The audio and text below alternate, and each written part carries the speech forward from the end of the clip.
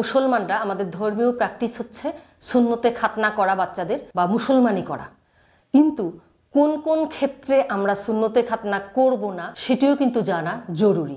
যদি কোনো বাচ্চার প্রস্রাবের রাস্তার মুখ লিঙ্গের অগ্রভাগে না থেকে নিচের দিকে থাকে অথবা উপরের দিকে থাকে, যাকে আমরা বলি হাইপোস্পেডিয়াস বা ইপিস্পেডিয়াস অথবা মেগালোইরেথ্রা বলি, সেই ক্ষেত্রে আমরা মুসলমানি কিন্তু করব না।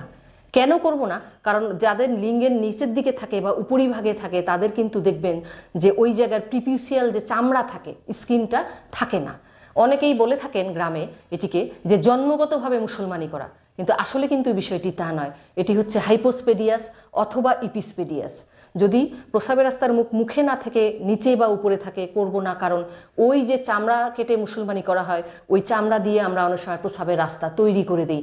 তাই আগেই যদি মুসলমানি করে ফেলেন তাহলে ওই রাস্তা তৈরি করবার মতো চামড়া আমরা আর পাবো না। আর কাদের করব না? যাদের রক্তরোগ আছে কিন্তু রক্তরোগ নিয়ন্ত্রণে নেই, আনকন্ট্রোল ব্লিডিং ডিসঅর্ডার। আর কাদের করব না?